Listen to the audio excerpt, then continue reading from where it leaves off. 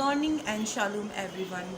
उम्मीद है कि आप सब खुदावन के ज़िंदा और कवी हाथों में महफूज हैं।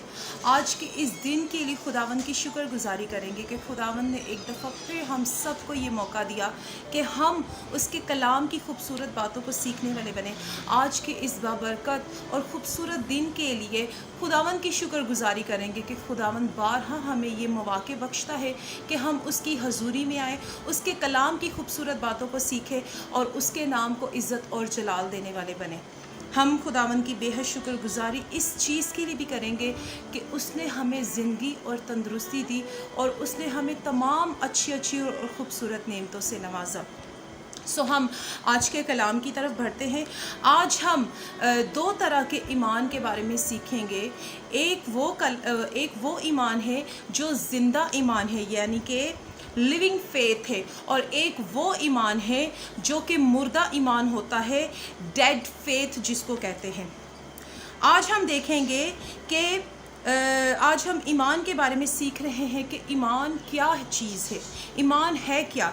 हमारी पूरी ज़िंदगी का दारोमदार दरअसल ईमान पर कायम है। अगर हमारी ज़िंदगी में ईमान नहीं है तो हमारी ज़िंदगी कुछ भी नहीं है। हमारी रोज़मर्रा की ज़िंदगी में हम हर चीज़ में ईमान के बारे में देखते हैं कि ईमान का ताल्लुक़ हमारी ज़िंदगी के हर एक लम्हा और हर एक पल में जुड़ा हुआ है। वो चीज़ें जो हकीकत में नहीं होती हैं, मगर जब हम ईमान से अपने लिए बोलते हैं, अपने लिए कहते हैं, तो वो वजूद में आ जाती हैं और उसको हम कहते हैं कि ये ज़िंदा ईमान है। और अगर हम बात करते हैं तो खुदा पर ईमान रखने का मतलब है कि उसकी पूरी ज़ात को तस्लीम करना। जी हाँ, ईमान का मतलब ये होता है। और इब्रानियों 11 बाब उसकी पहली आयत में लिखा है, अब ईमान की हुई चीज़ों का एतमाद और अनदेखी चीज़ों का सबूत है। जी हाँ, ईमान ही से हम मालूम करते हैं कि इस आलम को, इस दुनिया को बनाने वाला हमारा ज़िंदा खुदा है, जिसने ईमान से हर चीज़ कही और वो हो गई। और अगर हम नूह की ज़िंदगी के बारे में देखते हैं तो नूह ने क्या किया कि उसको जब कलाम दिया गया तो उसने खुशी के साथ उस कलाम को कबूल किया। जब उसको कश्ती बनाने का हुक्म दिया गया कि ये दुनिया तबाह होने वाली है, तो खुदा ने उसको एक काम दिया, और वो काम था कि तूने कश्ती बनानी है और तूने मुनादी करनी है कि इस दुनिया में तूफ़ान आने वाला है। लेकिन किसी ने भी उसकी इस बात को कबूल ना किया और उसने खुशी से इस कलाम को कबूल किया। ना सिर्फ उसने बल्कि उसके पूरा घराना, और वो बचाए गए क्योंकि उसने इस कलाम को कबूल किया ईमान के साथ। ये है ज़िंदा ईमान। और अगर हम इब्राहिम की ज़िंदगी के बारे में देखते हैं तो इब्राहिम की ज़िंदगी से भी हम ये सीखते हैं कि वो कितनी उसकी उम्र थी या उसकी बीवी की कितनी उम्र थी, मगर फिर भी खुदा ने उससे वादा किया कि मैं तेरी औलाद को आसमान के तारों के मानिंद और ज़मीन के रेत के ज़र्रों के मानिंद बढ़ाऊंगा। और उसने खुशी के साथ इस कलाम को कबूल किया। और आप देखते हैं कि खुदा ने उसको कितना बबरकत किया, कितनी उसकी ज़िंदगी में बरकत अता की। और ये है कि उसने खुशी के साथ इस ज़िंदा कलाम को, ईमान के साथ इस कलाम को कबूल किया। और आज हम बात कर रहे हैं ईमान के बारे में, ज़िंदा ईमान के बारे में, कि जब हम ज़िंदा ईमान को पूरी खुशी के साथ कबूल करते हैं तो हमारी ज़िंदगी में मौजज़ात होते हैं। हम और देखते हैं कि राहब जो कि एक कस्बी थी और जो कि फहाशा औरत थी, उसने जब वो ईमान लेकर आई तो उसके ईमान लाने के सबब से वो नाफरमानों के साथ हलाक ना हुई, बल्कि उसका पूरा घराना, उसका पूरा कुंबा बच गया सिर्फ़ और सिर्फ ईमान के सबब से।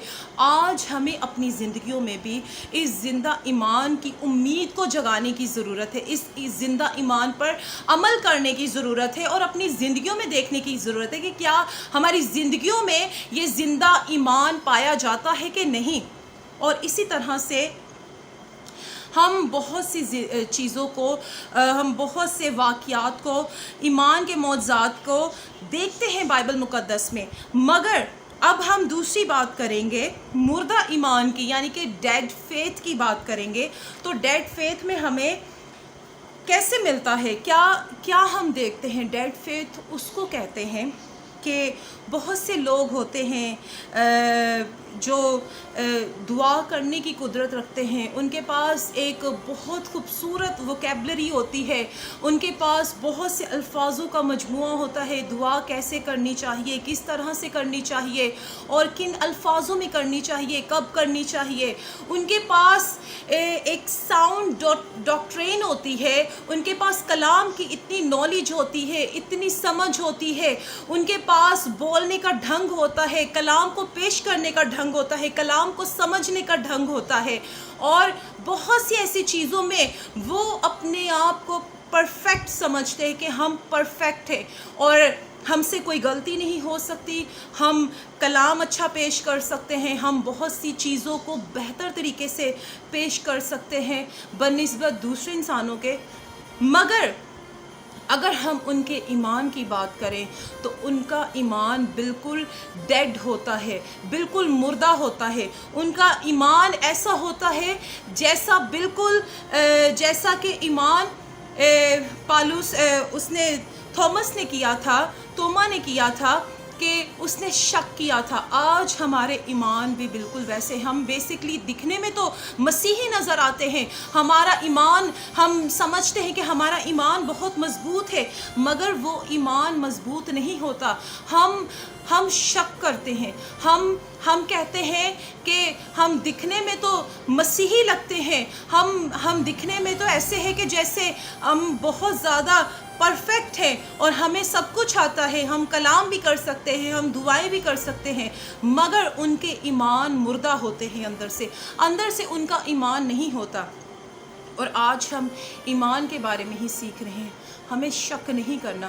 کلام میں لکھا ہے اگر تمہارا ایمان رائے کے دانے کے برابر بھی ہوگا. رائے کا دانہ کتنا ہوتا ہے؟ بالکل ذرہ سا ہوتا ہے اور اتنا وہ چھوٹا ہوتا ہے کہ شاید اگر وہ گر جائے ہمارے ہاتھ سے تو ہمیں وہ نظر بھی نہ آئے. اتنا چھوٹا وہ دانہ ہوتا ہے. اتنا چھوٹا اور ذرا سا ایمان ہمیں بچا سکتا ہے. ہمیں ایسا ایمان رکھنا ہے. اور کلام میں لکھا ہے کہ سو دعا کرتے رہیں مضبوط ایمان سے. سو اسی لیے میں تم سے کہتا ہوں کہ جو کچھ تم دعا میں مانگتے ہو یقین کرو کہ تم کو مل گیا اور وہ تم کو مل جائے گا. جی ہاں، ہمیں پورے ایمان کے ساتھ دعا کرنی ہے، پورے اپنے ایمان کو خدا پر رکھنا ہے، زندہ خدا پر ایمان رکھنے کی ضرورت ہے. سو میری آپ لوگوں سے یہ التجا ہے اور یہ درخواست ہے کہ ہمیں آج اپنے ایمان کو مضبوط کرنے کی ضرورت ہے. آج اس زندہ ایمان کو قبول کرنے کی ضرورت ہے. آج ہمیں اپنے آپ کو جانچنے کی ضرورت ہے کہ ہم کس طرح سے دعائیں کر رہے ہیں، ہمارا ایمان کیسا ہے. آج ہمیں اپنے آپ کو دیکھنے کی ضرورت ہے کہ کیا ہمارا ایمان مضبوط ہے. جس طرح سے خدا نے ہمیشہ اپنے لوگوں کو، ان کی دعاؤں کو سنا اور ان کی زندگیوں میں معجزات ہوئے صرف و صرف مضبوط ایمان کو لے کر، اسی طرح سے آج ہم اپنی زندگیوں میں بھی دیکھیں کہ ہمارا ایمان کیسا ہے. سو دعا کرتے رہیں مضبوط ایمان کے ساتھ، اپنے ایمان کو زندہ رکھیں اور خداوند کے ساتھ چلتے رہیں. اور میری دعا ہے کہ آج کا یہ کلام ہم سب کی زندگیوں کے لیے برکت کا باعث بنے. میری دعا ہے کہ آپ کے گھرانے بچیں، آپ کی زندگیاں بچیں اور آپ خدا یسوع مسیح کو اپنی زندگیوں میں اس کو ویلکم کہنے والے بنے. سو خداوند اس کلام کے وسیلہ سے آپ سب کو بہت برکت دے. میرا ایمان ہے کہ آپ کی زندگیوں میں یہ کلام بہت سا پھل لانے کا باعث بنے اور آپ کی زندگیاں پھلدار ہوں، آپ کی زندگیاں برکت پائیں اور سرفراز ہوں. سو خداوند اس کلام کے وسیلہ سے آج کے اس خوبصورت دن میں ہم سب کو بڑی برکت دے اور اپنا جلالی اور فتح مند ہاتھ ہمیشہ ہم سب پر بنائے رکھے. آمین. God bless you and God bless Pakistan. آمین.